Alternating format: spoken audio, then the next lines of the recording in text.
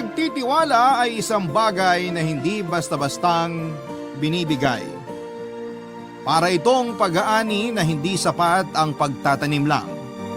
Kailangan mo itong alagaan kada araw mula sa binhi hanggang sa lumaki at mamunga. Ikaw kabarangay, ano ang gagawin mo kung ikaw mismo ang nakasira sa tiwalang pinaghirapan mong mabuo?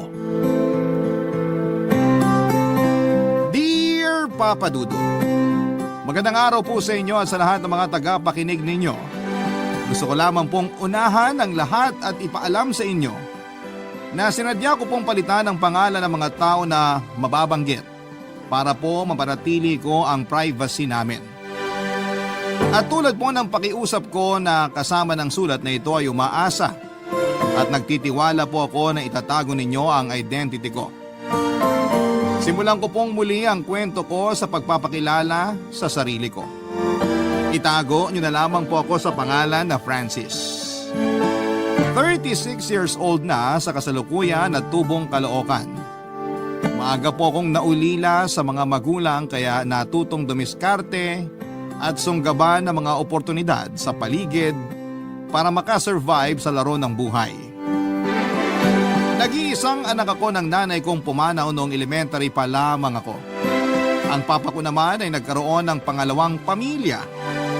1 taon lang mula nang namatay si mama. Hindi na siya umuwi pa sa bahay at hindi na rin ako nagkaroon ng balita tungkol sa kanya. Pinalaki ako ng tita ko pero hindi nagtagal ay pumanaw din po ito. Kaya naman high school pa lamang ay nabuhay na akong hindi umaasa sa iba dahil iniisip kong darating din ang araw na maiiwan akong mag-isa, Papa Dudut. May maliit akong negosyo ngayon. Nagpiprint po ako ng mga tarpaulin, stickers at mga damit.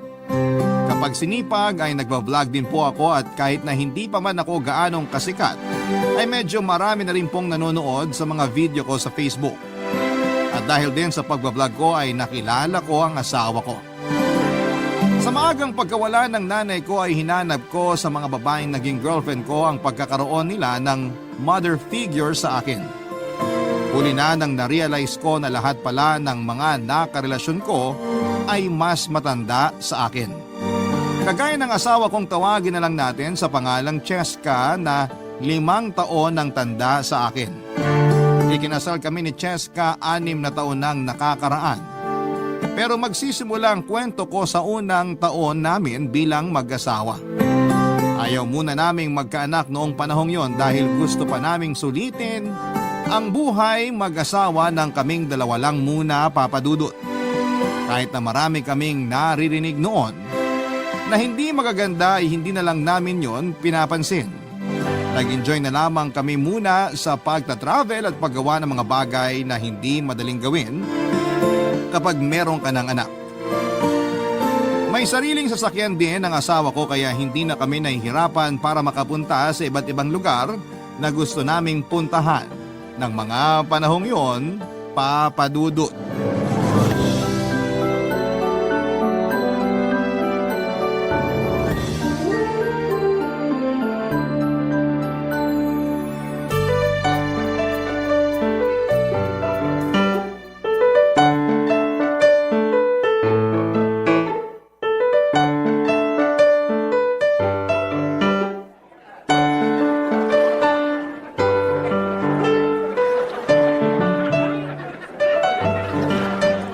Okay na ba yung camera, Han?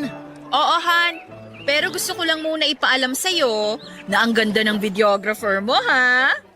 O siya, 3, 2, 1, action! Hello guys! Welcome back sa vlog ko. Day 3 na namin ngayon ng maganda kong asawa. Dito sa pinakamagandang beach sa buong Pilipinas. At eto yung mga ginawa namin sa buong araw. Cut! Kinakarir mo talaga yung pagiging vlogger mo, no?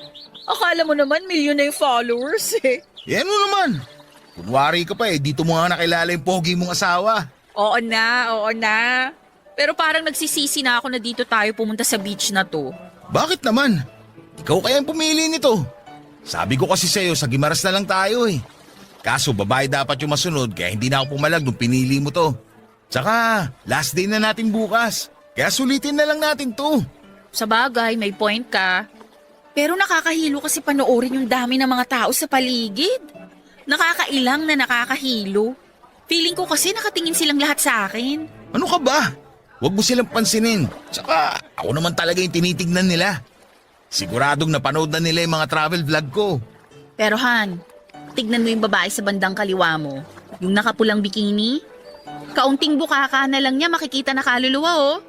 Tsaka yung isa, yung nakaputing t-shirt na malapit lang sa kanya. Walang suot na bra kaya bumabakat yung katawan. Basa pa yung damit kaya kita yung maitim niyang... Han, panay naman ang titig mo sa iba eh. Saan ka kasi tumingin? Ano ba yan? Natatakot na tuloy ako. Parang ikaw pa yung naghahanap ng chick sa atin eh. Ganon? So, naghahanap ka pala ng chicks. Hindi no? Bakit pa ako manchi-chicks? Eh ang ganda na ng asawa ko. Pero ang totoo, natatakot ako. Baka kasi bumalik yung dating ikaw. Tapos, ipagpalit mo ako sa kapwa mo babae. Huwag mo na isipin yung nakaraan kasi tapos na yun. Ang mahalaga, kung anong meron tayo ngayon. Pwede ka naman tumingin sa iba. Basta tingin lang ha. Ang akin lang, pumunta pa tayo rito kung ako lang din naman pala yung titignan mo. Eh di sana sa bahay na lang tayo. Doon kahit titigan mo pa ako ng nakaubad kung gusto mo. Yan din naman ang mangyayari mamaya pagbalik natin sa kwarto. Antayin mo lang at maganda ka na rin. Wow ha! Nakakatakot naman. Please, wag po. Maawa kayo. Ang cute mo pag ganyan ka. Kung sino pa yung mas matanda, yun pa yung mas isip bata eh. Teka, ano nga ulit yung pangarap mong gawin natin kapag nagta-travel tayo? Pangarap ko? Hello, pangarap mo yun. Pangarap mo kaya na may mangyari sa atin sa iba't ibang parte ng Pilipinas? Babalik na rin mo pa ako, eh ikaw tong panay kalabit pag nasa kwarto tayo. Ako ba? Oo nga no. Maiba ako. Totoo bang natatakot ka na baka pumatol ulit ako sa kapwa ko babae? Oo, yun kasi madalas ko mapanaginipan. Ipinagpalit mo raw ako sa kapwa mo babae. Pero malabo na yun mangyari kasi kung alam mo lang, nakakahiyaman aminin pero patay na patay ako sa'yo. At kung hindi dahil sa'yo, hindi sana ako nagkaroon ng confidence at hindi ko makakamit yung mga bagay na meron ako ngayon. Pero meron din akong kinakatakot na gawin mo. Gusto mo bang malaman kung ano yon? Alam kong napakanega mong tao pero oo naman. Gusto ko malaman kung ano tumatakbo sa isip mo. Natatakot ako na dahil mas matanda ako sa'yo, baka dumating yung araw na ipagpalit mo ako sa mas bata. Taon na lang kasi yung bibilangin at magiging lantang gulay na ako.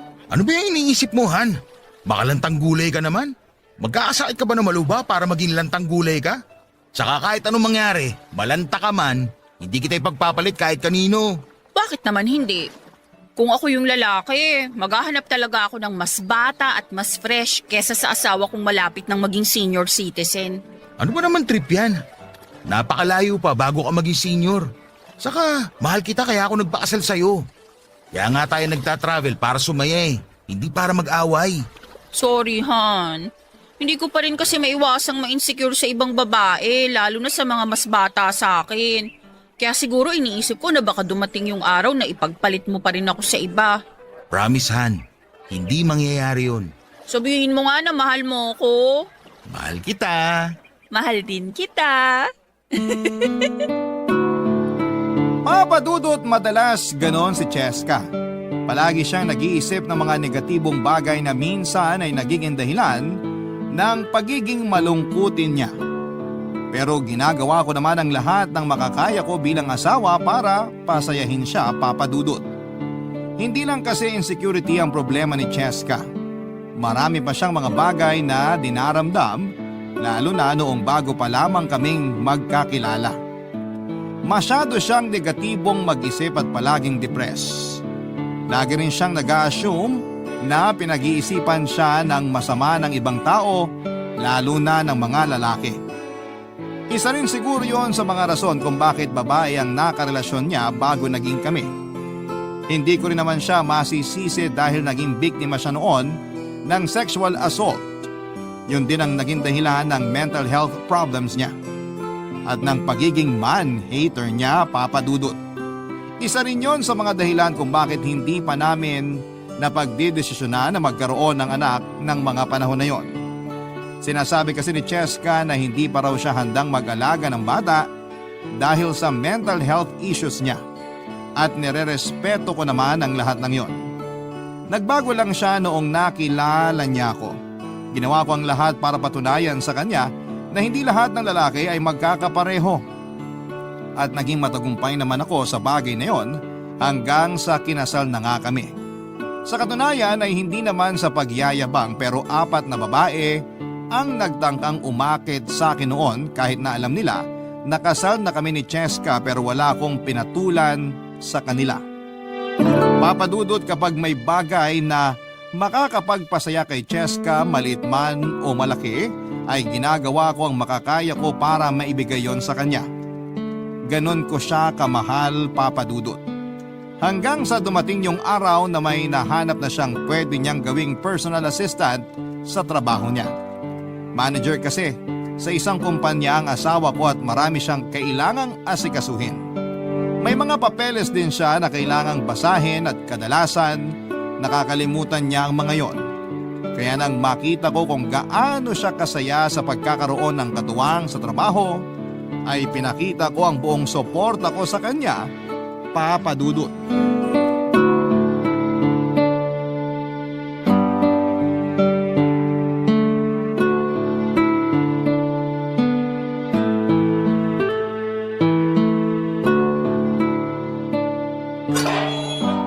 Pasensya na kung natagalan ako sa pagbubukas ng gate. May ginagawa lang kasi ako sa loob. May bisita ka pala. Sana sinabi mo para makapaganda ako ng masarap na merienda. Okay lang, Han. Si Shai pala, bago kong personal assistant. Shai, si Francis, asawa ko. Hello, Shai.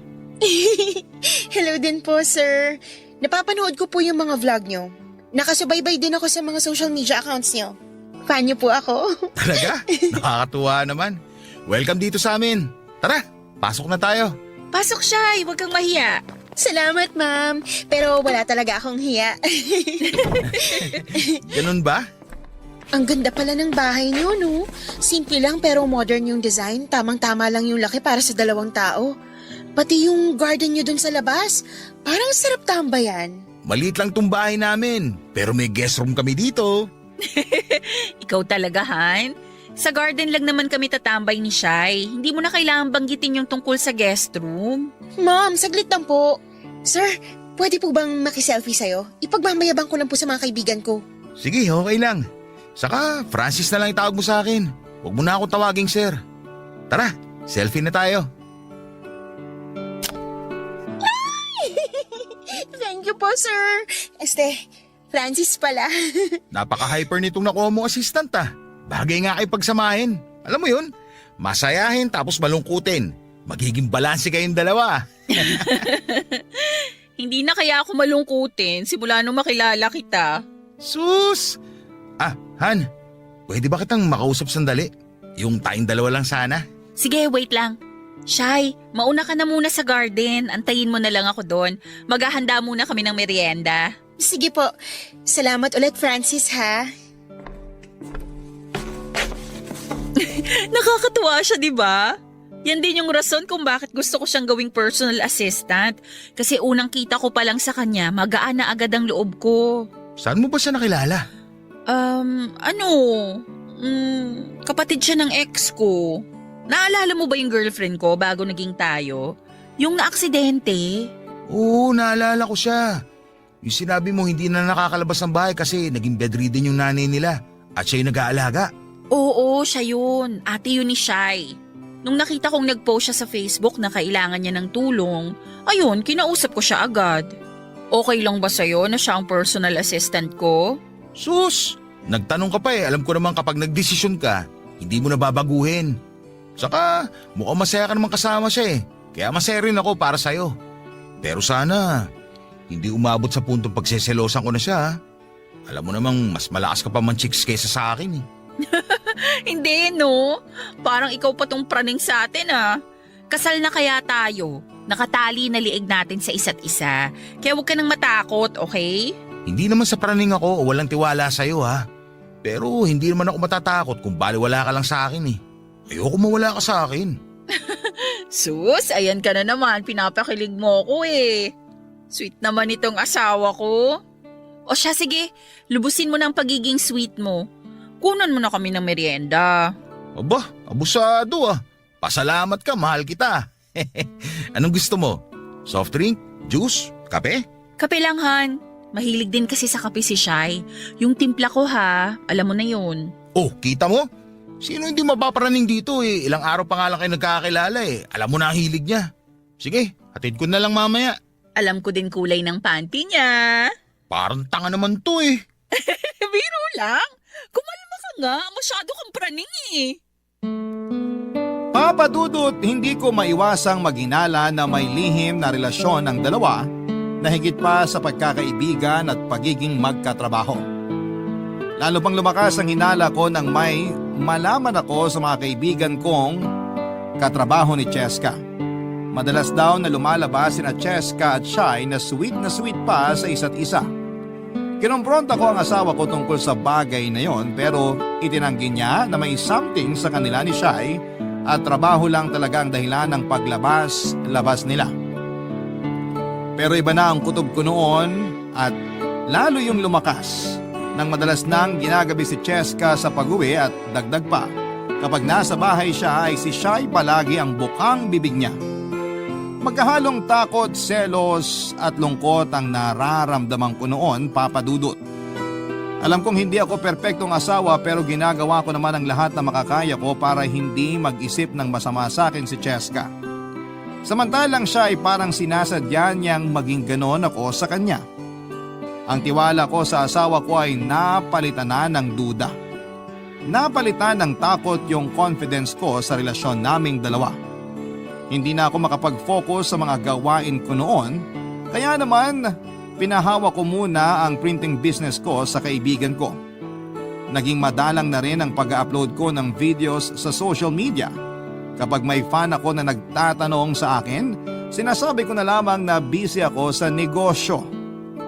Kahit ang totoo ay problemado ako at wala akong mapagkwentuhan ng tungkol sa aking pinagdadaanan na yon, Papa Dudut. Barangay Love Stories. Barangay Love Stories. Mayroong isang araw, Papa Dudut, na sumama sa business meeting ng kumpanya nila si Cheska.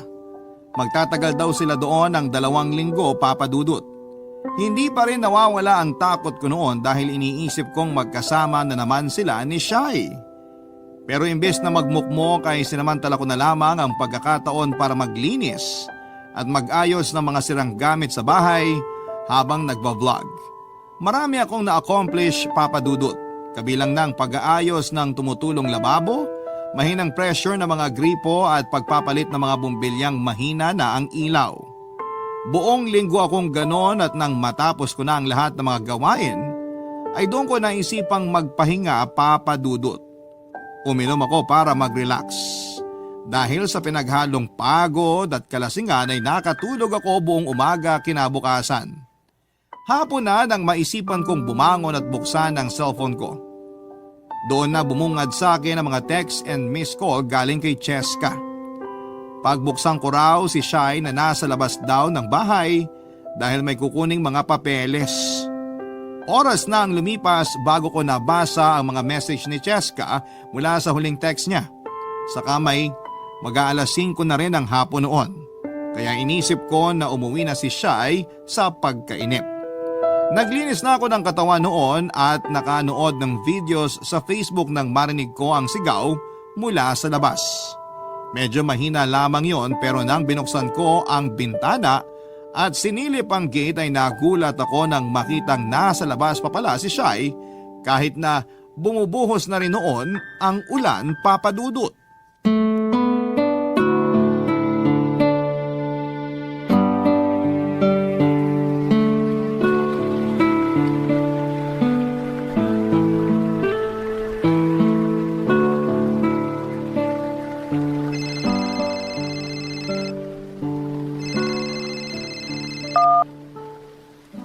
Hello po. Hello, Shai. O ano, nasa loob ka na ba ng bahay? Wala pa po pero nakita na ako ni sir. Narinig niya na po ako. Nakatulog po yata siya kaya ngayon lang niya narinig yung pagtawag ko. Ganun ba? Pasensya na kung natagalan ka sa paghihintay ha. Naku ma'am, okay lang po. Eto na po siya. Bubuksan na po niya yung gate. Sige, Shy. Basta yung bilin ko sa'yo, ha? Opo ma'am. Update ko na lang po kayo mamaya. Okay, salamat. Bye. Bye po. Shay, kanina ko pa pala naghihintay. Umuulan pa naman. Pasensya ka na ha. Wala po yun. Kakabasa ko lang ng mga text ni Cheska. Halika, pasok ka. Salamat. Kuhaan lang kita ng tuwalya at saka damit. Pasensya ka na talaga kung natagalan bago ka pinabuksan ha. Okay lang po, salamat po. Kahit tuwalya na lang po, sir. Francis pala. Upo ka muna dyan. Ceramic naman yung upuan sa kaliwa mo. Pwedeng upuan kahit basa ka. Kunin ko lang doon sa loob yung tuwalya saglit ha. Salamat. Nakatulog kasi ako. Eto, kagigising ko lang. Pagod ka ata. Nakita ko yung huling vlog mo na naglilinis ka. Sipag mo pala, no? Hindi naman masyado. Wala kasi si Cheska kaya naisipan ko magsipag kahit medyo kunwari lang. Mukhang nakasubaybay ka talaga sa akin ha. Nga pala, akala ko kasama ko dun sa sinasabi ni Cheska na business meeting ba yun na 2 linggo? Kasama nga po dapat ako doon, kaso marami pa kaming natitirang kailangan tapusin sa office kaya... nagpaiwan na lang ako. Para konti na lang yung trabaho ni ma'am pagka-uwi niya. Masipag ka rin pala eh. Oo, sir. Malaki kasi utang ng loob ko kay Ma'am Cheska. Tinulungan niya kasi yung pamilya namin nung namatay si ate at na-ospital naman si mama. Parang hindi ko alam yun ah. Kaya gagawin ko po lahat para hindi siya madismaya sa akin. Anyway, ito na pala yung tuwalya saka extra na damit ni Cheska. Ayun yung CR sa tabi ng kwarto. Kung gusto mo na mas private, pasok ka sa kwarto namin. May CR doon. Salamat po, pero hindi ko naman kailangan ng privacy. Kahit nga dito na ako magbihis eh. Ha? Joke lang. Hindi ko alam na mapagbiro ka pala. Sige, magbihis ka na. Nakikita ko na kasi yung kaluluwa mo sa basa mong damit eh. Ano po? Wala, biro lang yon. Ay, joker ka rin pala. Pwede bang magpasama sa kwarto ni Ma'am Cheska? Doon daw kasi nakalagay yung papeles na pinapahanap niya sa akin eh. Doon na lang din ako magbibihes. Okay. Liga, sumunod ka sa akin. Matanong ko lang, may boyfriend ka na ba? Wala po. Simula nung naging bedridden si Mama, nawalan na rin ako ng oras para sa mga ganyan. Hanggang sa namatay na lang siya. Parang naisip ko na lang din na hindi para sa akin yung boyfriend na yan. Ganun ba? Sorry sa nangyari sa mama mo. Ito nga pala yung kwarto namin. Pasok ka na lang sa loob.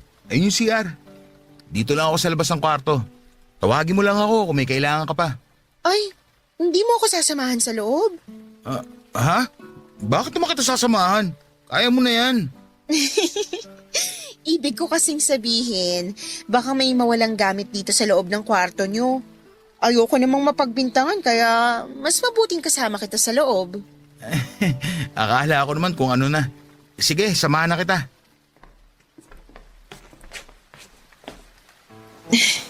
Uy, teka Shy. May CR naman. Bakit dyan ka nagbibihis? Lalabas na lang muna ako. Sandali. Actually, hindi talaga papeles yung priority ko kung bakit ako pumunta rito.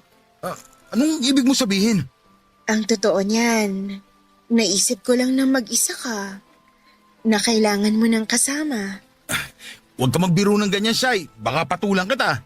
Paano kung sabihin ko sa yung hindi ako nagbibiro? Papatulan mo ba talaga ako? Naguguluhan ako. Akala ko kayo ni Cheska may relasyon. Kung meron man o wala, ang mahalaga ay yung sa atin ngayon. Kung alam mo lang, matagal na kita gusto. Kahit dun pa lang kita nakikita sa mga vlog mo. Papa Dudut, sinubukan ko namang magpigil. Pero hindi ko akalaing bibigay din ako noong siya na ang nag-first move at ilang beses na rin naman akong natukso. Pero noon lang talaga ako pumatol sa ibang babae. Sinabi ko na lamang sa sarili ko ng mga sandaling yon na hindi naman siguro magagalit sa akin si Cheska dahil siguradong may lihim din silang relasyon ni Shy. Hindi man ako sigurado sa mga paratang ko pero yun na lamang ang pilit kong pinapaniwalaan para ma-justify ang ginagawa ko at hindi ko maramdaman ang guilt. Yung isang beses na yon, Papa Dudut, ay nasundan pa hanggang sa halos naging regular na ang pagpunta ni Shai sa bahay naming mag-asawa. Dahil manager si Cheska sa kumpanya nila, ay sinamantala namin ni Shai ang pagkakataon na yon. Palagi kasi itong late na umuuwi dahil marami pa siyang ibang mga inaasikaso kahit tapos na ang office hours. Ginamit ni Shai ang oras na yon para gumawa ng milagro sa mismong bahay naming mag-asawa. Minsan naman ay doon na mismo natutulog si Shai nang hindi nalalaman ng asawa ko. Meron kasi kaming maliit na guest room at doon na natutulog si Shai. Humihirit pa kami noon kapag tulog na si Cheska. Halos hindi kami makapagpigil ni Shai sa isa't isa. Ginagawa naming Valentine's Day bawat araw kahit na hindi pa buwan ng Pebrero. Kahit nagloloko ay hindi ko naman pinabayaan ang asawa ko. Hindi ko pinapahalata sa kanya na binababoy na pala namin ni Shai yung bahay naming dalawa.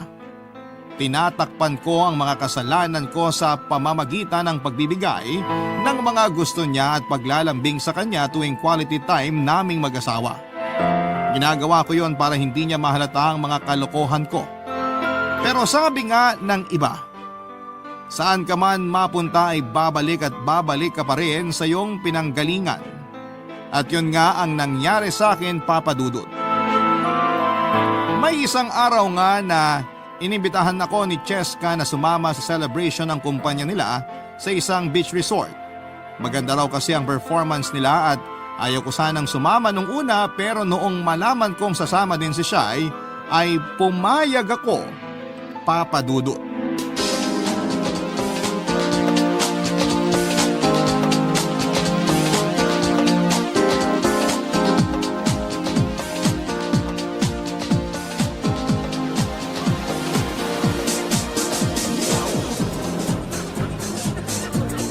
Ma'am, mag-CR lang ako Sige lang.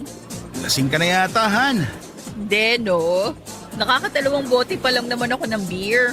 Ano ka ba? Kayang-kaya ko to. Ako pa, mas malakas pa ako sa'yo. Oo na. Basta kapag feeling mo hindi mo na kaya, huwag mong pilitin ang sarili mo, ha? Pinagsasabihan ako ng asawa kong nakapitong bote na. Han, hindi pa ako lasing, no? Halata naman sa boses ko, Hayaan mo na ako. Masaya lang kasi ako. Alam ko na hindi mo ako lolokohin at ipagpapalit sa mas bata sa akin. Kaya, may rason ako na magsaya. Ikaw, hindi ka ba masaya sa akin? Masayang masaya ako sa'yo, no? Oo nga, halata sa itsura mo. Medyo nahihilo lang. Nahihilo? As in, umiikot paningin mo? Umiikot kasi paningin ko Uy, Han, hinaan mo lang naman tawa mo. Bakit? Kinakahiya mo na ako, no? Hindi naman sa ganun, Han. Sana ba si Shai? Siya lang kakampi ko dito Shai! Shai! Hindi pa nakakabalik. Teka nga, ihina lang din muna ako. Sige, balik ka kaagad Kasi magpapagames pa raw sila mamaya. Saglit lang ako. Sige, lasing na nga ata ako. Woo! Inom pa, guys! Sakto, lasing na si Cheska. Nasaan na ba si Shai? Shai! Shai, nasan ka? Francis! Dito! Kanina pa ako naghihintay sa'yo. Sorry, ngayon lang ako nakasunod. Marami pa kasi siyang sinabi. Si Cheska ba? Sino pa nga ba? Ganun ba? Aayain kasi sana kita maglakad-lakad sa tabing dagat Wala bang makakita sa atin dun? Baka makita tayo ni Cheska, patay tayo nun. Wala no. Kita mo naman mga kasama naming empleyado. Mga uhaw na uhaw sa alak. Nga pala, may gusto sana ako itanong sa'yo. Ano yun? Francis, ano ba talaga ako sa'yo? Anong ibig mo sabihin? Itong ginagawa natin, may patutunguhan ba talaga to o hanggang ganito na lang tayo? Shai, alam mo naman na may asawa ako. Sa simula pa lang alam mo namang nagsabi na ako na hanggang ganito lang tong ginagawa natin, di ba? Kala ko naman malinaw na yung limitasyon natin. Oo, malinaw sa akin, pero hanggang doon na lang ba talaga? Pasensya ka na, Shai. Bukod sa katawan at oras ko, wala na ako maibibigay sa'yo. Natukso lang ako, tumikim at nasarapan. Pero mahal kong asawa ko. Yun nga nagbigay sa akin ng pag-asa eh. Kung totoo yung sinabi mo na ako lang ang pinatulan mo sa lahat ng babaeng sumubok sa'yo, di ba ibig sabihin nun? Special ako. Hindi ko masasagot yan, Shai. Kagaya na hindi mo pagsagot sa tanong ko kung may relasyon kayo ni Cheska. Nirespeto ko yun, kaya sana respetuhin mo rin ako. At kung maghangad ka pa ng higit pa sa kung ano meron tayo ngayon, pasensya ka na. Pero hindi ko yun maibibigay sa'yo.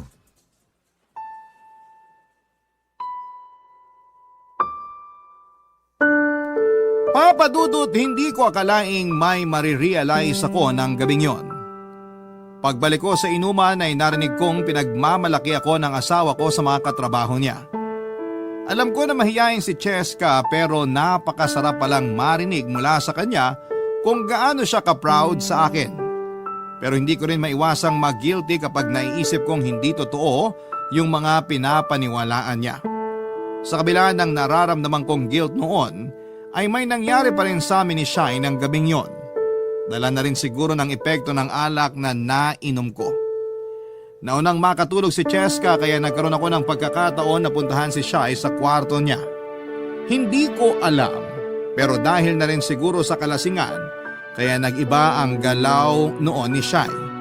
Mas naging wild siya at mas gusto niya na sinasaktan ko siya habang ginagawa namin yon. Pero dahil hindi ko gusto yon ay nadismaya siya sa akin, Papa Dudut. Sa kabila ng saya na nararamdaman ko ng katawan ko habang ginagawa namin yun ni Shai, mabigat naman ang dibdib ko dahil sa kabilang banda ay nakukonsensya din po ako. Kung iisipin ko lang noon ay masasabi ko na wala naman talagang relasyon sina Cheska at Shai kagaya ng hinala ko. Siguro pinipilit ko lamang ang sarili ko na paniwalaan yon para may dahilan ako na magloko. Nang gabing yon ay na-realize ko na ayaw kong mawala si Cheska sa akin. Ayaw ko na rin gumawa ng mga bagay na ikakasira ng relasyon namin. Kaya napagpasyahan ko na yun na ang huling beses na may mangyayari sa amin ni Shai. Papa Dudut. Barangay Love Stories. Barangay Love Stories. Papa Dudut, iniwasan ko na si Shai pagkatapos ng gabing yon. Desidido ako na hindi nagagawa ng kalokohan noon para sa relasyon namin ni Cheska. Pero doon naman lumitaw ang panibago na problema.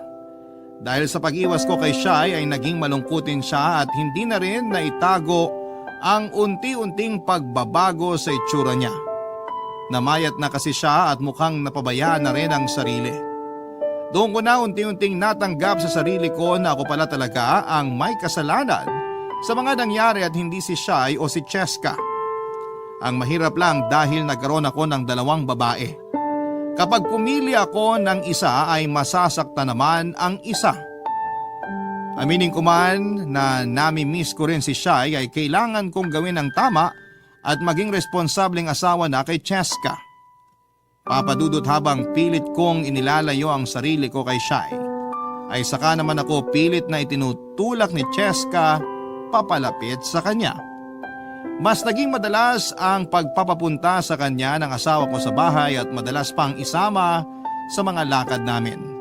Dahil doon ay muli na namang nabuo ang hinala ko sa kanila. Kahit kasi sa pagka-travel namin ay kasama pa rin si Shai. Ang masama pa ay nababash na rin ako sa mga vlog na ginagawa ko dahil sa sinasabi ng mga tao na pagkakaroon ko ng dalawang asawa. Aminado naman ako sa sarili ko na immoral ako, pero itinigil ko na yon. Minsan ay may mga sinasabi na rin si Cheska na nagpapakaba sa akin tulad ng kung mambababae raw ako ay hindi siya magagalit kung si Shai ang makakarelasyon ko. Nadagdagan pa yon ng kung ano-anong kawirduhan na sinasabi nito noon. Bago pa lumala ang sitwasyon ay tinawagan ko na si Shai para makipagkita sa akin sa isang tagong restaurant. Inisip ko kasi noon na baka nagkwento siya kay Cheska tungkol sa mga nangyari sa aming dalawa, Papa Dudut.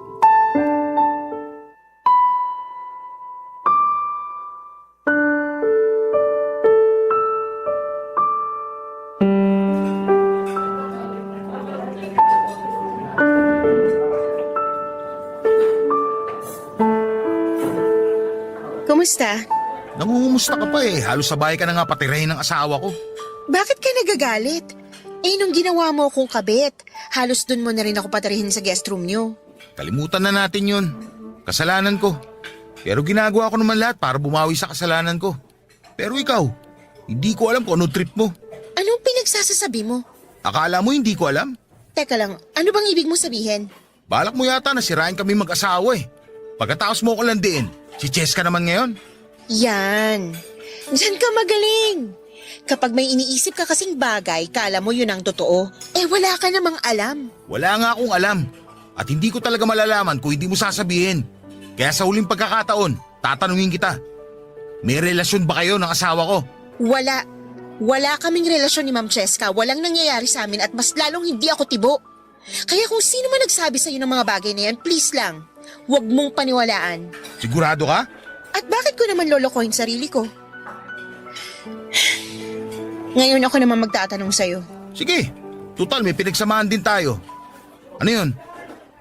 Bakit ka tumigil? Bakit mo ko iniiwasan? Dami kong tanong sa sarili ko kasi hindi ka man lang nagpaalam ng maayos. Hindi ko alam kung may nagawa ba akong kasalanan sa'yo kaya bigla kang nagkaganyan. Tigilan mo nga yung pag-iyak mo. Huwag ka mag-iskandalo rito.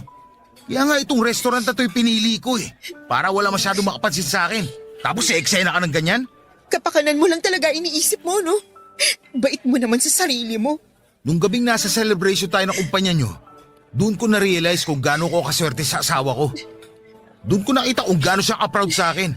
Kasi pinagyabang niya pa ako sa mga katrabaho niya. Doon ko naramdaman kung gaano siya ka-importante sa akin. At sa kabila ng mga nangyari, babalik rin pala ako sa kanya. Kung yun talaga ang dahilan, naiintindihan ko. Pinatulan kita, hindi dahil sa special ka sa akin, kundi para gumanti kay Cheska. Akala ko kasi may relasyon kayong dalawa. Pero ngayon sigurado na ako na wala talaga. Wala nang dahilan para ipagpatuloy ko yun. Alam mo, bagay nga kayo ng asawa mo. Pareho kayong weirdo. Alam kong mali ako at kagagawan ko yung mga nangyari. Pero ayoko nang dagdagan pa yung kasalanan ko. Kaya habang maaga pa, itinigil ko na. Pero alam mo kung tutusin, dapat nga kitang pasalamatan. Kasi kung hindi dahil sa'yo, hindi ko marirealize na mahal ka sa akin ng asawa ko. Hindi ko pala kaya na mawala siya sa akin. Ganyan din naman gustong mangyari ni Ma'am Cheska kaya inutusan niya akong akitin ka. Ano? Anong pinagsasabi mo? Wala yun. Ano ka ba? Kalimutan mo na lang yung mga sinabi ko. Anong kalimutan na eh? Sinabi mo na nga. Kaya pala sa simula pa lang eh, may nararamdaman na ako kakaiba sa inyo. Sabihin mo sa akin lahat. Huwag ka magsinungaling. Huminahon ka nga. Akala ko ba ayaw mo gumawa ng eksena dito? Walang kasalanan si Ma'am Cheska. Inutusan niya akong akitin ka pero sinabi ko sa kanya na hindi ka pumayag. Hindi niya alam yung mga nangyari sa atin. Kagustuhan ko yun at hindi yun dahil inutusan niya lang ako. Sa tingin mo maniniwala pa ako sa'yo? Ginamit niyo pa ako sa kalokohan niyo. Francis, sorry. Papadudot nagalit ako ng sobra sa mga nalaman kong yon. Akala ko noon ay ako na ang pinakamasamang lalaki sa buong mundo dahil sa nagawa ko pero biktima lang din pala ko. Sinetap ako ng sarili kong asawa. At kung ano man ang rason niya ay hindi ko na inalam pa. Sinubukan pa noon ni Shai na magpaliwanag pero hindi ko na yon pinakinggan. Pagkarating ko sa bahay ay nag-impake agad ako ng mga damit at umalis. Blinak ko si Cheska sa mga social media account ko at nakituloy muna sa kaibigan ko na nakatira, hindi kalayuan sa bahay namin. Siya yung kaibigan ko na pinagkakatiwalaan ko noon sa printing shop business ko. Papadudot hindi pala maganda sa pakiramdam yung niloko. Sobrang bigat pala sa dibdib. Nagtataka man pero nirespeto na lamang ng kaibigan ko ang pagsarili ko sa problema ko at hindi pagkukwento. Binata pa ang kaibigan kong yon kaya walang naging problema ang pagtuloy ko sa kanya. Dahil doon ay nagkaroon pa ako ng mas maraming oras para makapag-isip-isip.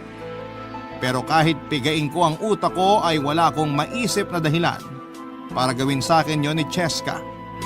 May pagkakataon nga noon na gusto ko na lamang siyang tanungin ng harapan. Sa totoo lang din kasi ay nami-miss ko na rin siya ng panahong yon. Pero mas nangibabaw ang pride ko. Naisip ko na ako yung biktima kaya bakit nga ba naman ako ang unang gagawa ng hakbang para muli kaming magkausap. Isang linggo rin akong nanatili sa bahay ng kaibigan ko hanggang sa dumating yung araw na si Cheska na mismo ang sumubok na makipag-usap sa akin. Nalaman niya siguro na doon ako pansamantalang nakatira dahil nakita niya sa mga vlog ko. Sinundo niya ako at pinauwi sa bahay namin para pag-usapan ang problema, Papa Dudut.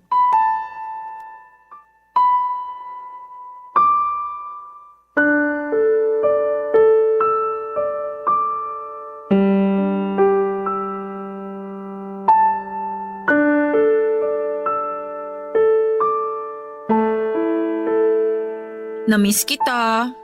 Sorry sa mga nangyari. Han pa rin ba ang itatawag ko sa'yo? O Francis na lang? Depende sa resulta ng pag-uusapan natin ngayon. Pasensya na talaga sa nangyari. Hindi ko agad na ipaliwanag sa'yo. Sinubukan kitang intindihin, Cheska. Marami nagsabi na may sira yung ulo mo, pero hindi ako naniwala sa kanila. Sa iyo ako naniwala. Pero bakit naman ganito? Sorry talaga. Bakit mo ba kasi ginawa yun? Anong pumasok din sa kokote mo, ha? Alam mo, sa totoo lang, ayoko maniwala sa sinasabi ni Shai. Pero ramdam ko para may kakaiba. At walang matinong babae na mag-uutos na akitin yung asawa niya. Wala, Cheska! Francis, hindi ako baliw. Anong tawag doon sa ginagawa mo? Di ba kabaliwan yun? Hayop na pag-iisip yan. Hindi naman... Tapos ano? Kapag kumagat ako sa tukso, palalabasin mo na ako yung masama. Kung ginawa mo lang yun para maging malaya ka na, sana nagpaalam ka na lang. Hindi pinagmukha mo pa akong tanga. Hindi yun ganun. Pasensya ka na. Kasalanan ko kasi pinaglaruan kita. Talagang kasalanan mo. Baka naman kagagawan mo rin yung katrabaho mo na nangakit sa akin noon. Pati siguro yung mga fan ko sa... Oo, pero... Ano? Ayop na yan. Di namin mo rin. Ipinagmalaki mo pa na hindi ako pumatol. Pero paana mo rin naman pala yun. Lakas mo makagago, Cheska. Francis, magkaiba yung nangyari noon at ngayon. Ako naman ang pakinggan mo, please. Papahinga kita tapos ano? Mamanipulahin mo rin ako kagaya ng ginawa mo sa iba?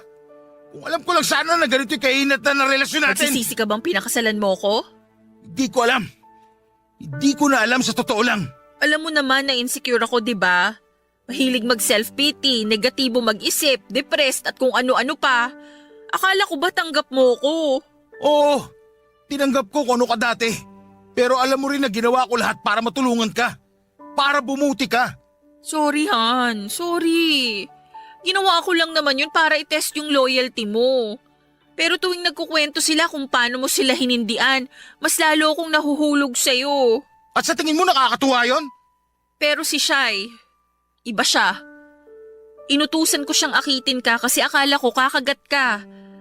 At nung sinabi niya sa akin na hindi ka pumayag, magkahalong lungkot at saya yung naramdaman ko. Masaya ako na humindi ka, pero nalungkot din ako sa parehong rason. Ha? Anong ibig mo sabihin? Francis, gusto kong maging bahagi ng buhay natin si Shai. Gusto ko siyang kasama. Gusto ko siya. Pero hindi pwede kasi kasal ako sa'yo at pareho pa kaming babae. Ano bang klase pag-iisip meron ka? Anong pantasya yan? Yes ka naman. Para sabihin ko sa'yo, nagsinungaling si Shai. May nangyari sa amin. O ano? Natahimik ka? Pumatol ako sa kanya. Pumatol ako kasi akala ko may relasyon kayo. Pinatulan ko siya para maagati sa'yo. Pero alam mo kung ano yung mas malala? Hindi lang isang beses may nangyari sa amin. Marami. At dito pa mismo sa loob ng bahay natin. Alam ko, Han. Alam ko lahat pero nagbulag-bulagan ako. Nalaman ko kasi na mas mabuti na rin na magkamabutihan kayo para kapag nawala ako sa mundo, alam kong may mag-aalaga at magmamahal sa'yo. Pero mali yun. Mali yung ginawa namin kaya itinigil ko na. Nangako ko sa altar na tayong dalawa lang. Saka anong pinagsasabi mong mawala sa mundo? Masyado ka talagang negatibo mag-isip. 5 taon lang agot ang edad natin. Sabay tayong tatanda. Kaya pwede ba tumigil ka na sa aga ganyan mo? Hindi mo kasi naiintindihan eh. Hindi talaga. Kasi alam mo kung ano yung pagkakaintindi ko? Na gusto mong matupad yung pantasya mo na maging tatlo tayo sa relasyon to. Ano yun? Tatsulok? Francis! May sakit ako sa puso. Papa Dudut, kumalma ako nang marinig ko yon mula kay Cheska. Sinabi niya sa akin na may mild heart enlargement daw siya o hindi normal ang laki ng puso niya. Ang sabi ng doktor sa amin noong sinamahan ko siyang magpa-check up. Nalaman ko na hindi lang yon dahil sa lifestyle niya na laging nagpupuyat kundi pati na rin sa mga kinakain niya. Pwede pa raw yung lumala kung hindi niya aalagaan ang sarili niya. Hindi naman ganong kalala ang sakit na yon pero nilamon ng pagiging negatibo si Cheska. Kaya naisipan niyang gumawa ng mga bagay na halos sumira sa aming dalawa para lamang masiguradong masaya pa rin ako kahit na wala na siya. Dahil nga sa mga nalaman ko ay parang bulang nawala ang galit at hinanakit ko sa kanya. Kung sinabi niya lang sana yon ng mas maaga ay hindi na sana ako pumatol pa kay Shai. Pero hindi ko maitatanggi na natakot ako noong nalaman kong nagugustuhan niya rin si Shai. Pero naniwala ako sa sinabi niyang wala naman silang relasyon. Papa Dudut, tulad ng nabanggit ko kanina, 6 na taon na kaming kasal ni Cheska. Maganda na rin ang lifestyle naming dalawa. Regular kaming nagpupunta sa gym para mag-exercise at patuloy pa rin sa pagbablog. Si Shai naman ay nanatili pa rin bilang personal assistant ni Cheska pero pinutol na talaga namin ang ugnayan namin sa isa't isa. Yun ay kahit may mga gustong mangyari si Cheska sa amin na bahagi ng mga pantasya niya. Sa totoo lang ay nandidiri ako sa ideya na yon. Ayokong maging hugis at sulok ang puso namin at desidido akong bumawi sa lahat ng mga pagkakamali ko sa asawa ko. Hanggang dito na lamang po, Papa Dudut, ang kwento na ibabahagi ko. Sana po ay may natutunan kayo at sana'y alagaan nyo ang mga mahal ninyo sa buhay. Iparamdam nyo sa kanila na lagi lang kayong nandyan para sa kanila. Maraming salamat po sa pagbabahagi ng kwento ng buhay ko. Ang inyong forever kapuso at kabarangay, Francis.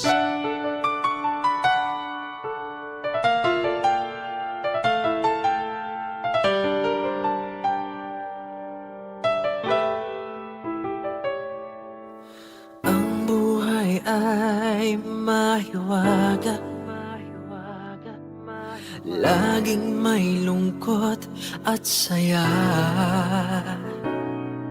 Sa Papa Dudut Stories, laging may karamay ka.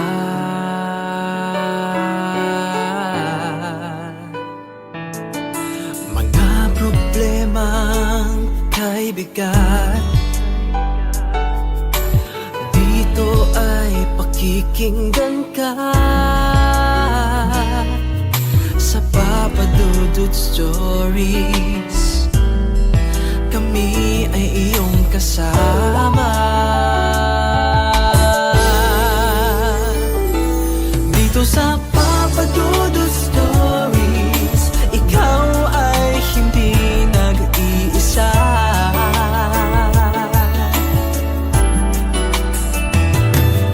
Sa Papa Dudut Stories, may nagmamahal sa'yo. Papa Dudut Stories, Papa Dudut Stories, Papa Dudut Stories. Walang sinuman ang mabubuhay nang hindi kasama ang pamilya. Yun ang sabi ng karamihan. Kaya ang iba sa atin ay sagad kung makapagbigay ng tulong para sa ikagiginhawa ng lahat ng parte nito. Ikaw, kabarangay, hanggang saan ang kaya mong isakripisyo para sa pamilya mo? Madalas na umiikot ang malaking parte ng buhay natin sa ating pamilya. Yung iba nga sa atin ay sila ang ginagawang mundo at sa kanila na umiikot at inuubos ang bawat oras ng buhay natin. Pero ang sabi ng iba, ang pagtulong daw, kahit pa sa pamilya ay dapat na may limitasyon. Dahil ang enerhiya at oras ng bawat isa sa atin ay palagi ring may hangganan. Dear Papa Dudut, tawagin niyo na lamang po ako sa pangalang Annalyn, 34 years old at nagtatrabaho bilang supervisor dito sa isang department store sa Batangas. Palagi talaga ako nakikinig ng inyong programang Barangay Love Stories at umaasa ako na sana'y marinig ko ring umere sa inyong radio station ang sulat kong ito. Alam ko kasi na libo-libo ang mga tao na nagpapadala ng sulat sa inyo at kung sakali man na pala rin akong mapili itong sulat ko ay makapag-iiwan din sana ng aral ang kwentong ibabahagi ko sa araw na ito. Papadudod panganay ako sa 7 magkakapatid at kaugalian na nga ata ng karamihan sa atin na umasa na ang panganay ang makapagbibigay ng magandang buhay sa buong pamilya. Ang panganay na anak ang palaging may pinakamalaking responsibilidad sa lahat. Dahil yon ang nangyari sa akin noon, Papa Dudut. Bago namatay ang tatay ko, palagi niyang sinasabi na kailangan ko raw mag-aral ng mabuti dahil ako raw ang makapag-aahon sa pamilya namin mula sa kahirapan. Nasa 3rd year high school ako nang mamatay siya nang dahil sa komplikasyon sa diabetes. Nang makagraduate ako ng high school ay akala ko talaga na hindi na ako makakapag-aral pa ng college. Mabuti na lamang at nakapasa ako sa scholarship sa isang university sa Maynila 1 taon pagkatapos kong huminto sa pag-aaral. At dahil malayo sa amin ang university na yon, humingi kami ng tulong sa kapatid ni nanay na nakatira sa Maynila, Papa Dudut.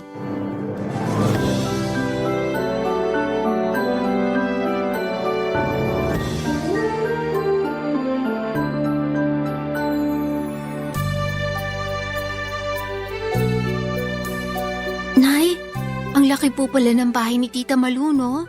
Oo, pinag-ipunan niya talaga na maipagawa ang bahay na to. Wala naman kasi siyang asawa o anak na pwedeng pagkagastusan kaya binuhos niya na lang sa pagpapaganda ng buhay niya.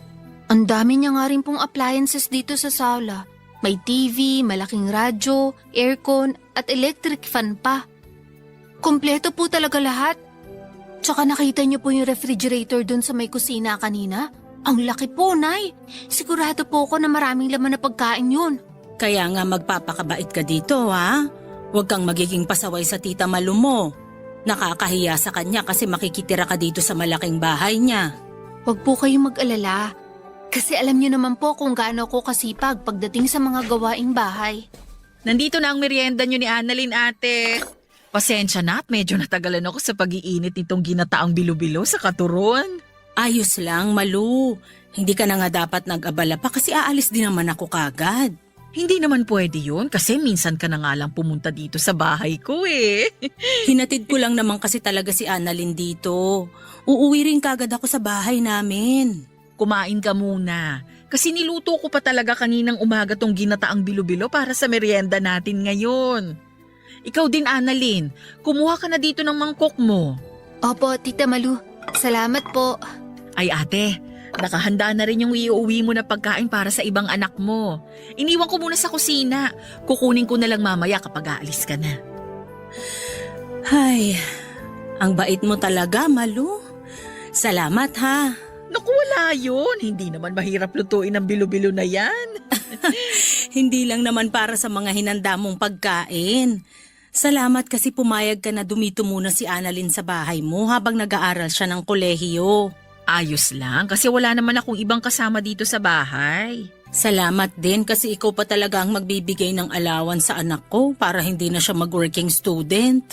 Oo nga po, Tita Malu. Pwede naman po ako mag-working student para hindi ako masyado maging pabigat dito sa inyo. Sino bang may sabi na magiging pabigat ka sa akin? Pamangkin kita kaya kahit paano, obligasyon ko na rin na tulungan ka sa pag-aaral mo. Nahihiya lang po ako kasi mas mapapalaki ang gastos niyo sa akin. Okay lang dahil gusto ko na makapag-focus ka sa pag-aaral mo. At hindi mo magagawa yon kung mahahati ang oras at atensyon mo sa trabaho at pag-aaral. Basta ang gusto ko lang ngayon, pagbutihin mo ang pag-aaral mo sa college, Annalyn. Makakaasa po kayo na yun talaga ang gagawin ko, Tita Malu. Hindi ko po kayo bibiguin ni Nanay. Mabuti naman kung ganon.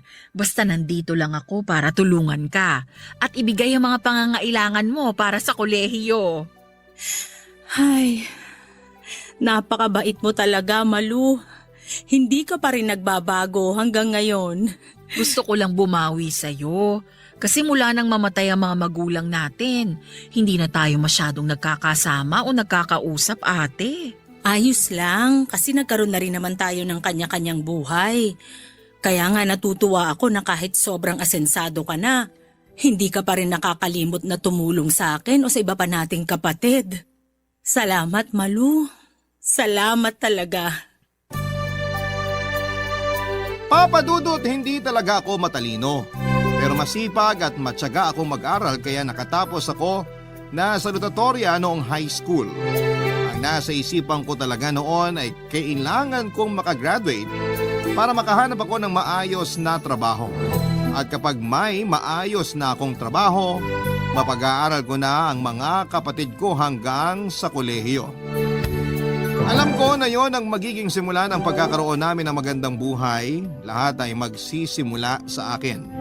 Kaya naman nagsumikap talaga akong mag-aral at makakuha ng scholarship, Papa Dudut. Kaya lang kahit may academic scholarship na ako, may iba pa rin akong kailangang pagkagastusan na hindi maibibigay ni Nanay dahil maliit ang kinikita niya sa pagbabantay ng tiyangge sa lugar namin. Si Tita Malu na kapatid niya ang naisip niyang pwedeng makatulong sa amin. Matandang dalaga si Tita Malu at wala ring anak. Makikitira ako sa bahay niya at bibigyan niya ako ng allowance kapalit ng pag-aasikaso ko ng mga gawaing bahay. Wala namang problema sa akin yon dahil gusto ko talaga makapagtapos ng pag-aaral ko, Papa Dudut.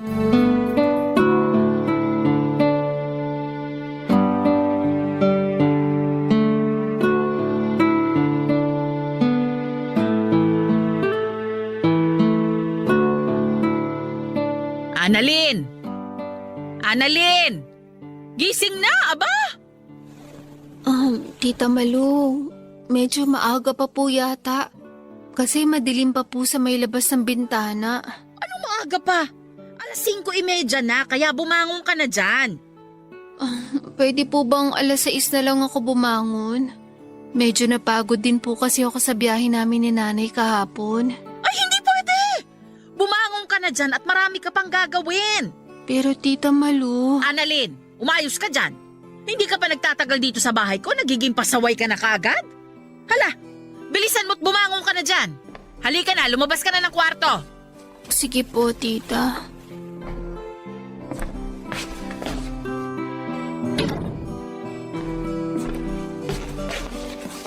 May pandesal at palaman na dyan sa lamesa. Ikaw na lang din na magtimpla ng kape mo. Kasi nakapag-init na rin ako ng tubig. Sige po, Tita. Mabilis ang oras dito sa Maynila, ha? Hindi pwede ang babagal-bagal at tatamad-tamad ka.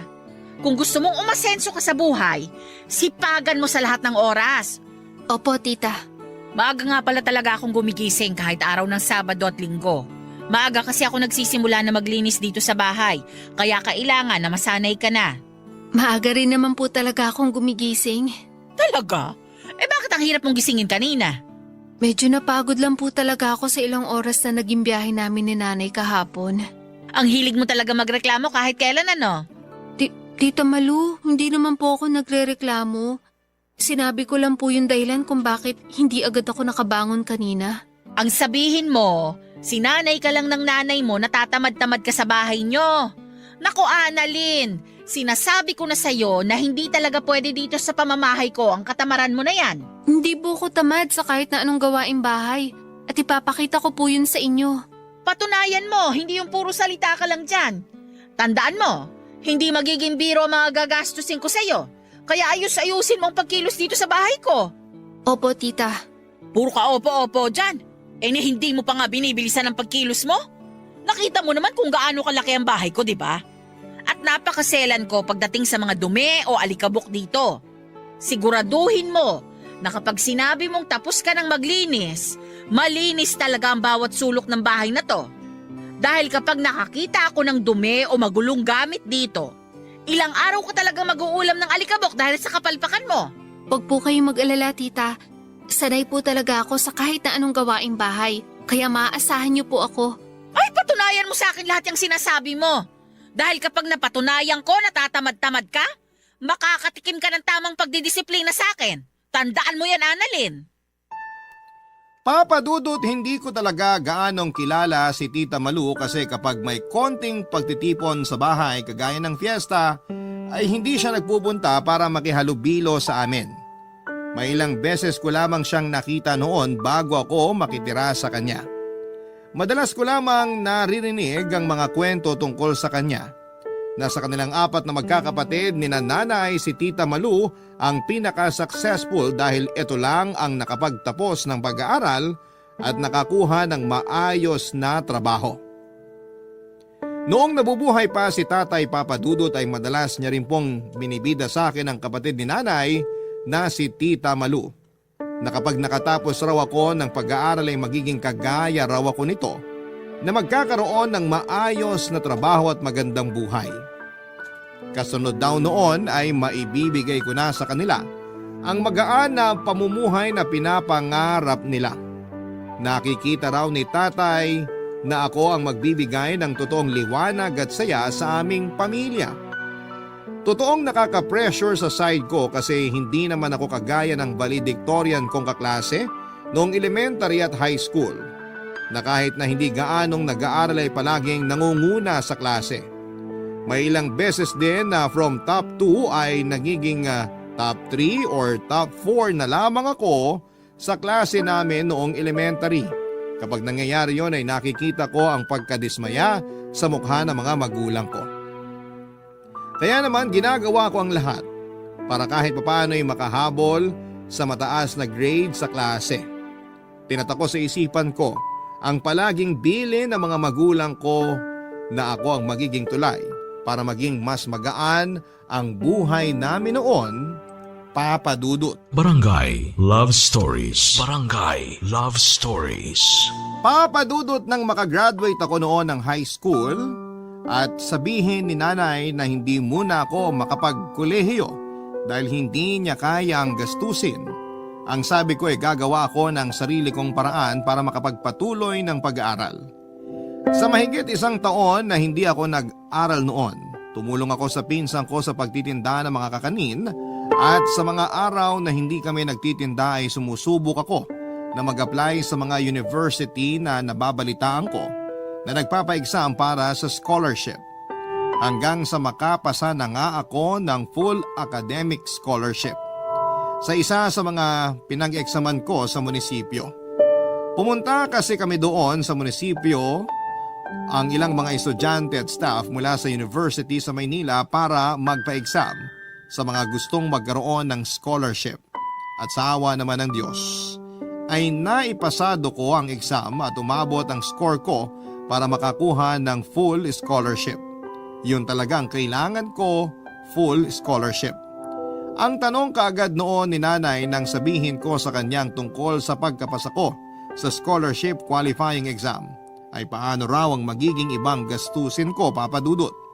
Hindi niya raw kakayanin na maibigay yon, lalo na nga at malayo sa lugar namin ang Maynila. Nalungkot talaga ako noon dahil pakiramdam ko ay hindi sinusuportahan ni nanay ang mga pangarap ko.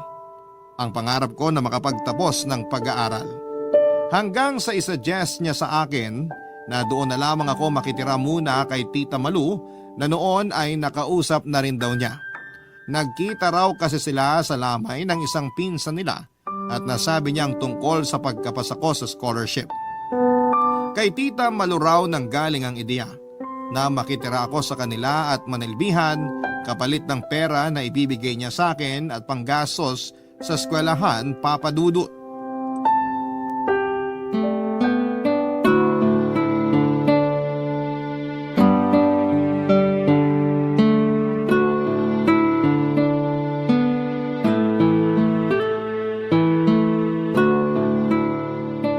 Grabe, ang sakit naman sa ulo nitong nire-review ko. Ay, Bakit pa kasi ang hirap palagi ng exam na binibigay sa amin ni Sir? Palagi na lang may mahabang formula at computation. Ang init-init pa ng panahon kahit 2:00 na ng madaling araw. Makapagbukas nga muna ng electric fan.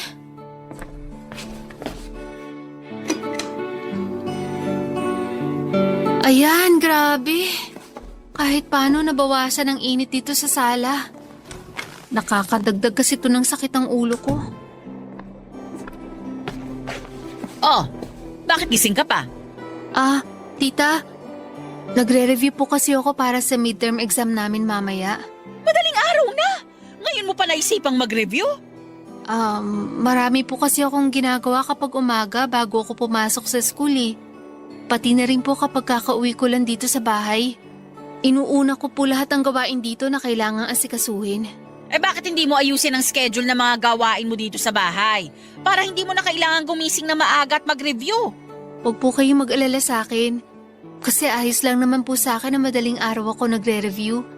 Mas nakakatulong nga po yun na mas matandaan ko yung mga inaaral ko. Okay lang po sa akin na magpuyat para sa pagre-review ko. Sino bang may sabi na yan ang inaalala ko? Po? Ang pagtaas ng bayarin natin sa kuryente ang iniisip ko, Annalyn. Kasi sa halip na nakakapagtipid tayo, gising ka pa ngayon at gumagamit ng ilaw at electric pan dito sa sala. Tita, kabubukas ko pa lang naman po ng electric fan. Huwag ka nang magdahilan dyan. Hindi kasi ikaw yung nagpapakahirap na magtrabaho para mabayaran ng bilis dito sa bahay. Kaya wala kang pakialam kahit tumaas pa ang bayarin natin sa kuryente. Hindi naman po sa ganun. Nagtitipid din naman po ako sa paggamit ng appliances dito sa bahay. Talaga? Bakit gumigising ka pa ng madaling araw para lang magsayang ng kuryente dito sa bahay? Kagaya po ng sinabi ko kanina, wala na po kasi akong oras na mag-aral bago umalis ng bahay o kahit pag-uwi ko dito. Masyado rin po kami maraming ginagawa sa school, kaya hindi ko maisingit ang pagre-review kapag nandun ako. Ito lang po talaga yung oras na nakikita ko para makapag-review ako ng maayos. Kaya ayos lang sa'yo na tumaas ang bayarin natin sa kuryente? Okay lang sa'yo na ako naman ang mahirapan na magtrabaho para lang mabayaran ang perwisyo na ginagawa mo dito sa bahay ko? Hindi naman po sa ganun. Kasi sa totoo lang... Alam mo, Annalyn, sana makaramdam ka naman ng kahit konting hiya sa akin. Kasi hindi ko pinupulot ang pera na binibigay ko para magamit na allowance mo. Lalo na mga pambayad ng bilis dito sa bahay. Magkusa ka naman sanang magtipid. Hindi yung paulit-ulit ko nalang pinapaalala sa'yo na hindi madali ang buhay. Hindi ka pinanganak na mayaman, kaya hindi ka dapat nagfe-feeling mayaman. Paghirapan mo ang bawat butil ng kanin na kinakain mo, pati na ang bawat paghinga na ginagawa mo dito sa loob ng pamamahay ko. Alam ko naman ang magiging lugar ko sa pamamahay ni Tita Malu, Papa Dudut. Sa panahon na mataas ang presyo ng mga bilihin ay wala na talagang libre kahit pa sa mga kadugo o kamag-anak mo.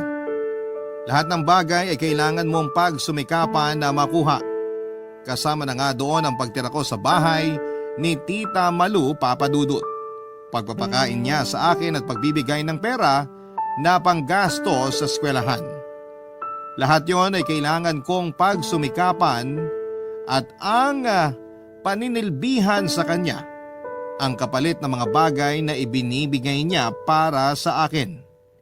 Hindi ko lang din talaga inaasahan noon yung magiging pagtrato niya sa akin, Papa Dudut.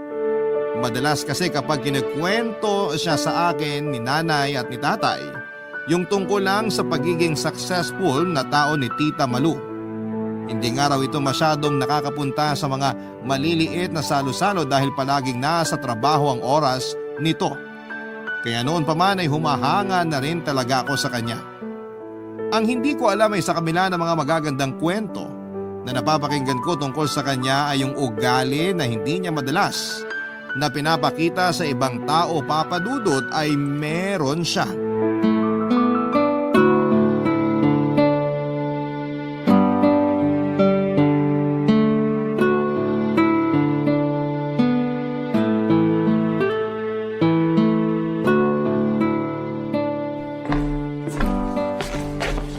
Eto na ang kape mo, ate. Salamat, Malung. Mabuti naman at naisipan mo nang dumalaw dito sa bahay. Pasensya na at ngayon lang din ako nagkaroon ng extra na pera para magamit na pamasahe paluwas ng Maynila. Dapat sinabi mo para pinadalhan kita ng pamasahe mo papunta dito. Ano ka ba? Hindi na kailangan yun at napakarami mo nang naitutulong sa amin ng anak ko. Nahihiya na nga ako sa iyo eh. Ate, walang dahilan para mahiya ka sa akin. Sabi ko naman sa'yo, basta kailangan mo ng tulong, magsabi ka lang palagi sa akin.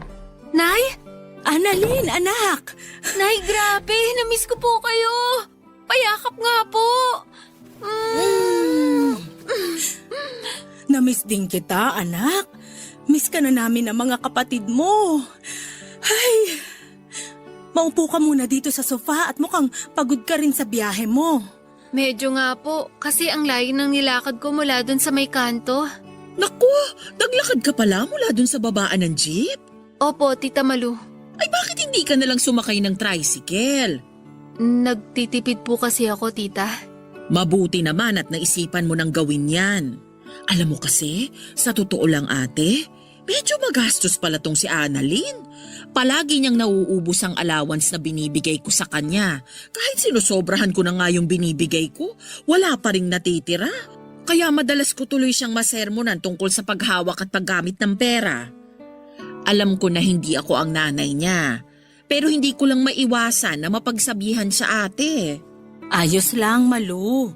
Naiintindihan ko kasi para naman din kay Annalyn ang ginagawa mo. Yan din ang palagi kong sinasabi sa kanya. O siya, maiwan ko na muna kayo dyan.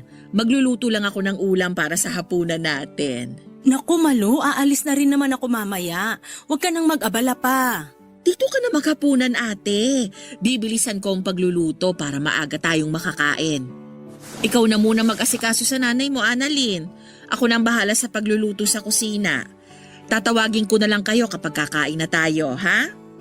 Sige po, Tita Malu. Salamat po. Kamusta ka naman dito, anak? Ayos naman po ako dito, Nay. Sigurado ka? Opo. Para kasing medyo nangangayayat ka. Saka ang lalim ng eye bags mo. Marami po kasing inaasikaso ngayon sa school kaya madalas napuyat din po ako. May gusto ka bang sabihin o ikwento sa akin? Wala naman po. Maayos ba ang trato ni Malu sa'yo dito sa bahay niya? Ayos na ayos lang po ako, Nay. Mabait po siya sa akin tsaka binibigay niya po lahat ng mga kailangan ko sa school. Madalas nga po na sobra talaga yung allowance na binibigay niya sa akin. Kaya maswerte po ako na pinatuloy niya ako dito sa bahay niya. At tinutulungan niya ako pagdating sa ibang gastusin na kailangan para makapag-aral po ako.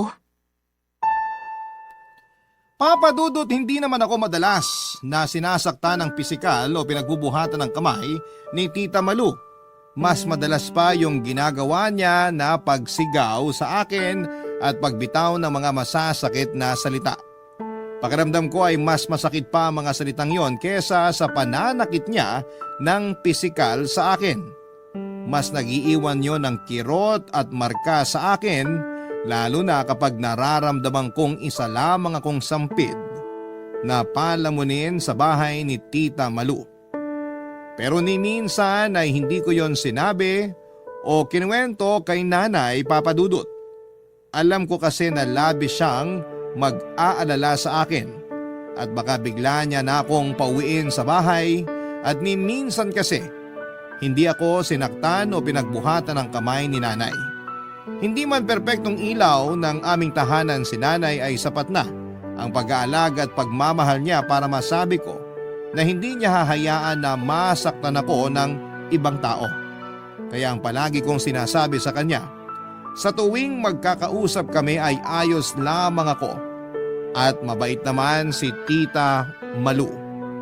At kailanman ay hindi niya ako dapat na alalahanin, Papa Dudut. Barangay Love Stories. Barangay Love Stories. Papa Dudut, sa kabila ng hindi magandang pinagdaanan ko kay Tita Malu, malaki pa rin ang naging pasasalamat ko sa kanya dahil nakatapos ako ng pag-aaral ko. Oo, hindi naging madali ang lahat pero naging daan naman si Tita Malu para matupad ang mga pangarap ko na maitawid ang kolehiyo. hindi man gaanong naging maayos ang pagtrato niya sa akin, nagpapasalamat pa rin ako na pinatuloy niya ako sa bahay niya at tinulungan sa mga gastusin ko sa pag-aaral. Papadudot, umuwi na rin ako noon sa bahay at kagad ding nakahanap ng maayos na trabaho. Literal na ako ang sumalo ng lahat ng responsibilidad at gastusin sa bahay namin. Pinakamabigat na kasama ang pagbabudget ko. Sa pag-aaral ko sa kolehiyo or pagpapaaral ko sa kolehiyo sa kapatid kong si Alena na sumunod naman sa akin. Wala kasi siyang kahit na anong scholarship na pwedeng makabawas ng tuition fee niya. Pero ganun pa man ay pilit kong ginapang ang pag-aaral niya, kasabay ng ilang gastusin sa bahay dahil umaasa ako na kapag nairaos ko ang mga gastusin sa pag-aaral ni Alena, matutulungan niya ako sa responsibilidad sa pamilya namin, Papa Dudut.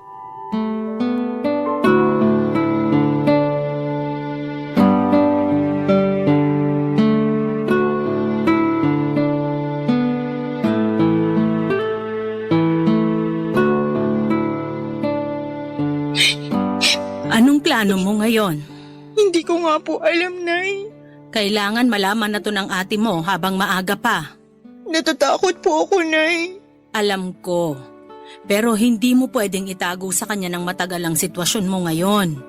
Malalaman at malalaman din niya ang ginawa mo, Alena. Ate, Annalyn, ang aga mo naman yatang nakauwi ngayon, anak. Dapat nga po kanina pa ako nakauwi kasi maaga ko natapos yung trabaho ko, Nay.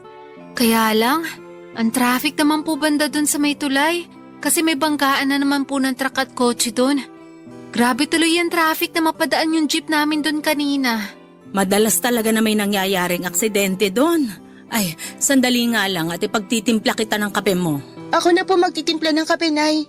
Ako na. Samahan mo na lang dyan ang ate mo, Alena. Sige po, Nay.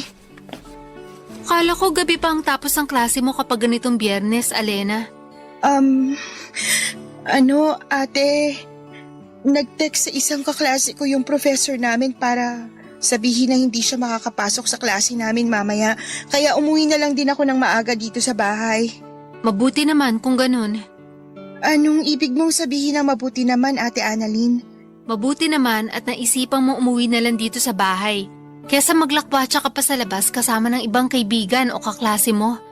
Sa panahon kasi ngayon, mahirap na talaga magtiwala sa mga taong nakapaligid sa'yo. Kasi hindi mo alam kung anong impluwensya pwede nilang maibigay sa'yo. Baka mamaya, ikapahamak mo pa yung pagsama-sama mo sa mga kaibigan mo kapag niyaya ka nilang lumabas o tumambay sa kung saan. Oh, eto na ang kape mo, Annalyn. Salamat po, Nay. Bakit pala hindi ka na nagsalita, Alena? Naiintindihan mo naman siguro yung punto ng mga sinabi ko kanina. Oo naman, Ate. Naiintindihan ko lahat. Eto na ang kape mo, Alena. Salamat po, Nay. Mabuti naman kung ganun. Ay, tikman ko nga muna tong kape na tinimpla ni Nanay. Oh, mainit pa yan. Kaya dahan-dahan lang sa pag-inom. Grabe ang pait. Pero ito talaga ang gusto kong kape para nagigising lalo ang diwa ko. Nitong mga nakaraang araw kasi pakiramdam ko, palagi akong pagod sa trabaho. Pero di bale, ilang taon na lang naman makakagraduate ko na rin, Alena. At matutulungan mo na ako sa mga gastusin dito sa bahay. Kaya iwasan mo sana yung mga classmate mo na alam mong hindi maganda ang impluwensya sa'yo, ha? Baka mamaya, maging dahilan pa sila ng pagbubuntis mo nang wala sa oras at... Oh, Alena, ayos ka lang ba? Nako, pasensya na. Kasi, dumulas lang sa kamay ko tong tasa ng kape kaya natapon dito sa lamesa yung laman. Pero, okay lang naman ako. Hindi ako napaso ng kape, Ate. Ate Annalyn, aayusin ko lang to. Eto na ang basahan, Alena. Ako na magpupunas dyan sa lamesa. Sige po, Nay. May problema ba? Nay, Alena, napapansin ko na kanina pa kayo nagtititigan na para bang may gusto kayong sabihin sa akin. Ano ba yun? Wala yun, Ate Annalyn. Wala naman kaming dapat na... Alena, sabihin mo na kay Annalyn ang dapat niyang malaman. Alena, ano ba tong sinasabi ni Nanay? Ano ba yung dapat mong sabihin sa akin? Kasi kanina ko pa talaga kayo napapansin. Kaya sigurado ako na may gusto kayong sabihin sa akin eh. Ate Annalyn, buntis ako. Anong sabi mo? Tama ba yung narinig ko? Buntis ka, Alena? Oo, ate. Buntis ako. Sorry. Sorry? Sorry para saan? Kasi sinira mo yung tiwala ko sa'yo? Kasi sinira mo yung mga plano natin para sa bahay na to? Para kay nanay? O sorry kasi sinayang mo lahat ng perang pinagpapaguran ko para lang makapag-aral ka. Ano, Alena? Bakit ganyan ka? Bakit napakawalang utang na loob mo naman sa akin? Annalyn, tama na yan. Ano pong tama, nanay? Bakit ako ang sinasaway niyo? Bakit hindi yung kapatid ko? Nandyan na yung bata sa tiyan niya. Hindi na natin mababago na buntis ang kapatid mo. Ayun na nga po, Nay. Bakit parang hindi niyo man lang sinubukan na pigilan siya sa kalandian na ginagawa niya? Sabi ng tama na, Annalyn. Huwag mo nang pagsalitaan ng ganyan ang kapatid mo. Ayun naman po talaga ang totoo na eh. Wala nang ibang gagawin si Alena kung hindi ang pagbutihin ng pag-aaral niya. Pero lumandi pa siya at nagpabuntis sa kung sino lang lalaki. Samantalang ako nun, wala akong inatupag kundi pag-aaral ko at paninilbihan kay Tita Malu. Sa bagay, hindi niya rin naman po alam kung anong pasakit ang pinagdaanan ko sa kamay ni Tita. Ha? Sinasaktan ka ba ng Tita Malu mo? Opo, at hindi lang yon. Palagi niya pa ako minumura at sinusumbat sa akin lahat ng mga ginagastos niya para sa akin. Tiniis ko lahat yun. At minsan, hindi ko sinabi sa inyo dahil ayoko mag-alala kayo. Dahil ang nasa isip ko nun, titiisin ko lahat ng hirap at pasakit sa bahay ni Tita Malu para makapagtapos ako ng pag-aaral ko. Para mapag-aaral ko yung mga kapatid ko at dumating ang araw na tutulungan ako ni Alena sa mga responsibilidad dito sa bahay. Pero nagkamali pala ako. Kasi hanggang sa huli, ako pa rin pala ang kailangan na kumayod sa pagtatrabaho para sa inyong lahat. Papa Dudut, alam ko na hindi talaga maganda sa ugali natin ang panunumbat sa lahat ng tulong na nagawa o naibigay natin sa iba, lalo na sa ating pamilya. Pero kasi ng mga oras na yon ay pakiramdam ko ay masyado nang nasagad ang pagtulong na ginagawa ko para sa kanila. Masyado na silang umasa sa akin at sinamantala ang kabaitan ko na pagsalon ng responsibilidad ng buong pamilya. May usapan kasi kami ni Alena na pagbubutihin niya ang pag-aaral niya, na hindi siya magpapaligaw sa kahit na sinong lalaki at mas lalong hindi siya magkakaroon ng boyfriend. Nangako siya na tutulungan niya ako sa pagsalon ng responsibilidad ng aming pamilya. Pangako na hindi naman pala niya kayang tuparin. Papa Dudut, nakita ko ang labis na pagkagulat sa mukha ni nanay nang marinig niya ang kinuwento ko na pang-aapi sa akin ni Tita Malu. Hindi rin niya malaman ang dahilan kung bakit nagbago ang ugali nito dahil mabait naman daw ang kapatid niyang yon. Baka raw nagbago na lamang si Tita Malu dahil sa biglaang paggaan ng kanyang buhay at pagkakaroon ng maraming pera. O binago ito ng mga pagsubok na hinarap niya para sa buhay at para guminhawa. Sa totoo lang, Papa Dudut, ng mga panahong yon, medyo naiintindihan ko na rin si Tita. Iba lang ang paraan niya.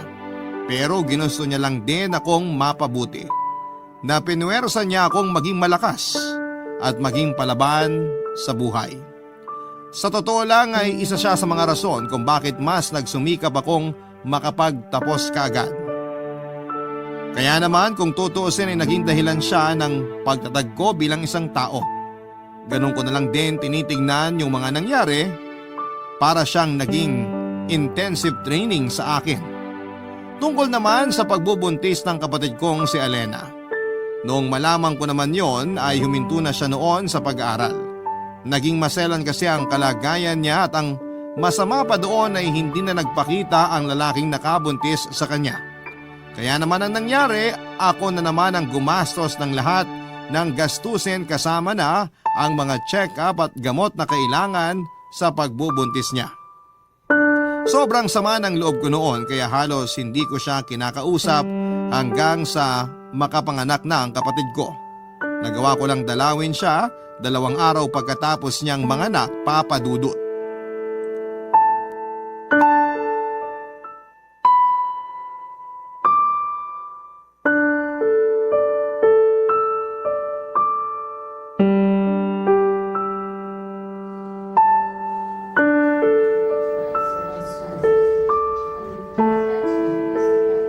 Kamukhang kamukha mo talaga ang baby mo, Alena.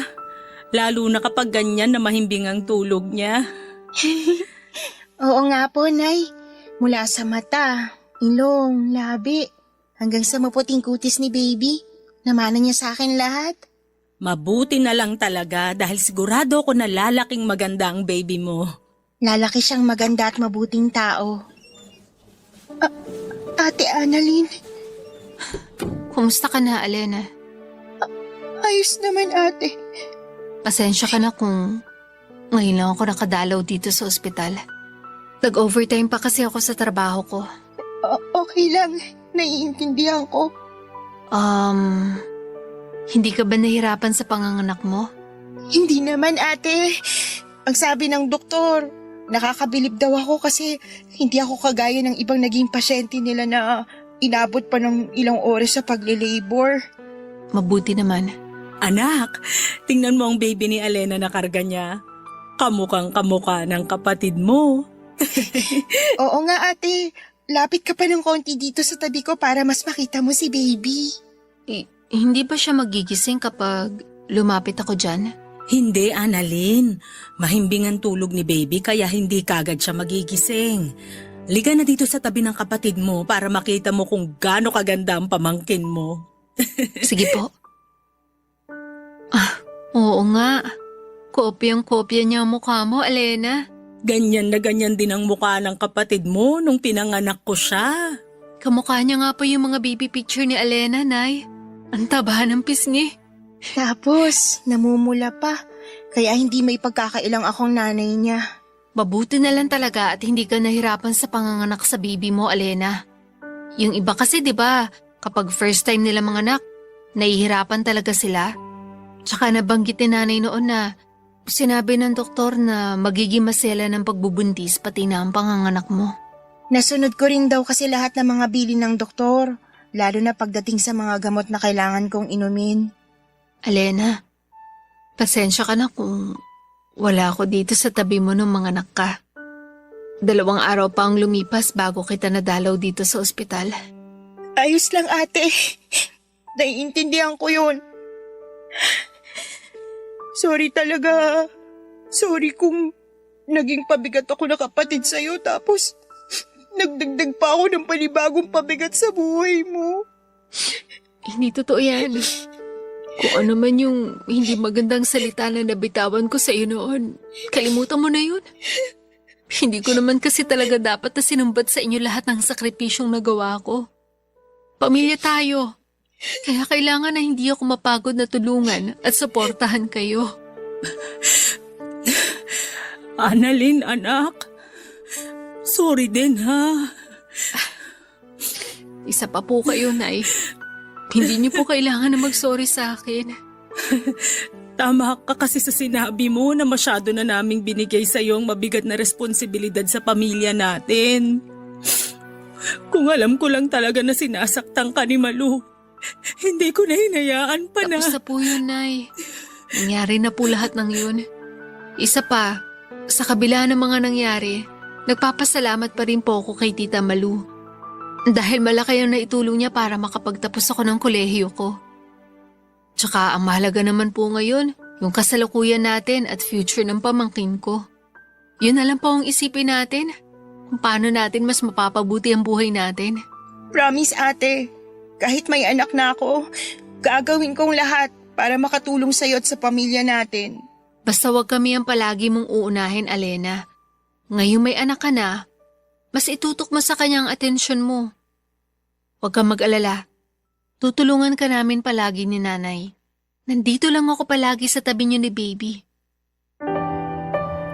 Papadudot nang malaman ko noon na buntis si Alena ay nakaramdam ako ng paninikip ng dibdib ko. Medyo nahirapan akong huminga dahil sa halo-halong emosyon na nararamdaman ko. Magkakahalong galit, sama ng loob, inis at matinding lungkot ang nasa dibdib ko kaya kaagad na sumabog ang luha ko.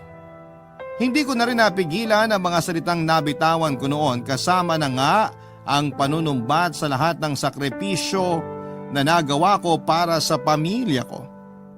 Oo, walang pumilit sa akin na saluhin ang responsibilidad na yon at palagi akong may choice na hindi yon tanggapin. Pero bilang panganay at lumaki sa pamilya na tinatatak sa isipan ko na kailangan kong gawin ang lahat ng yon, tinanggap ko nang ako ang unang aasahan nila na tutulong para guminhawa ang buhay ng aming pamilya. Pero umaasa ako noon na hindi lang ako ang gagawa ng pagsalo ng responsibilidad na yon. Umasa ako na tutulungan ako ng mga kapatid ko lalo na ni Alena. Kaya naman sobrang sumama talaga ang loob ko nang malamang ko na buntis siya at hindi pa pananagutan ng lalaking tatay ng baby niya. Pakiramdam ko kasi noon ay naging sobrang makasarili ni Alena, Papadudot. Buong buhay ko kasi noon ay wala akong ibang inisip kundi ang pamilya ko at kinabukasan nila. Tapos ayon si Alena magpapaligaw at magkakaroon ng boyfriend nang hindi pinapaalam sa amin. Nagpakasaya siya sa perang pilit kong pinaghihirapan na kitain sa trabaho ko. Hindi niya pinahalagahan ang effort na ginagawa ko para sa pamilya namin. Pero nang malaman nila nanay ang tungkol sa mga pinagdaanan ko kay Tita Malu ay nakita ko naman ang pagsisisi sa mukha nila. Nakita ko na hindi niya naman talaga ginusto na mahirapan ako sa responsibilidad na sinalo ko para sa pamilya namin. Akala ko, Papadudot, ay magtatagal pa ang sama ng loob na nararamdaman ko kay Alena. Pero nang makita ko ang pamangkin ko ay kaagad na nabawasan ang sama ng loob na nararamdaman ko. Narealize ko na hindi ako dapat magalit sa baby ni Alena dahil wala naman itong kasalanan sa naging sitwasyon namin. Hindi rin ginusto ni Alena na iwanan siya ng lalaking nakabuntis sa kanya. Kaya nagkapatawaran na rin kami ng araw na yon. Nang sumunod na taon ay pinagpatuloy ni Alena ang pag-aaral niya at nagawa niyang tapusin ang kolehiyo. Tinulungan niya rin ako na pag-aralin ng iba pa naming mga kapatid nang magkaroon na siya ng trabaho. Nagtulungan kami sa pagpapalaki sa anak niya at mga gastusin sa aming pamilya. Siguro nga, Papadudot, ang aral na maiiwan ko sa araw na ito mula sa sulat kong ito ay pahalagahan natin ang ginagawa ng ating pamilya para sa atin. Pahalagahan natin ang pagsasakripisyo na ibinibigay ng mga breadwinner ng ating pamilya. Dahil sa totoo lang, hindi madali ang maging breadwinner. Hindi madaling saluhin ang responsibilidad ng mga magulang, pero walang hindi kakayanin para sa mahal nating pamilya. Dito ko na po tatapusin ang sulat ko, Papadudot. Ang inyong forever kapuso at kabarangay, Annalyn.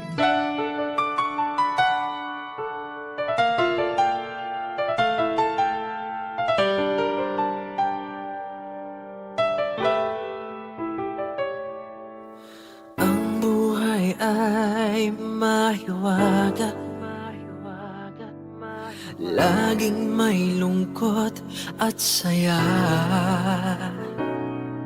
Sa Papadudot Stories, laging may karamay ka.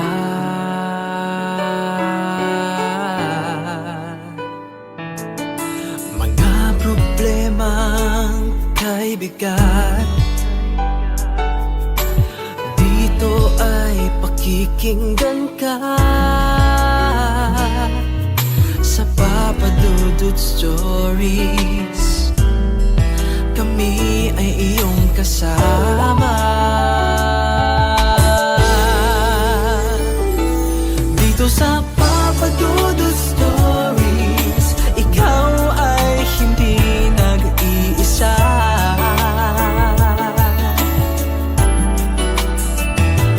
Dito sa Papa Dudut Stories, may nagmamahal sa'yo. Papa Dudut Stories, Papa Dudut Stories.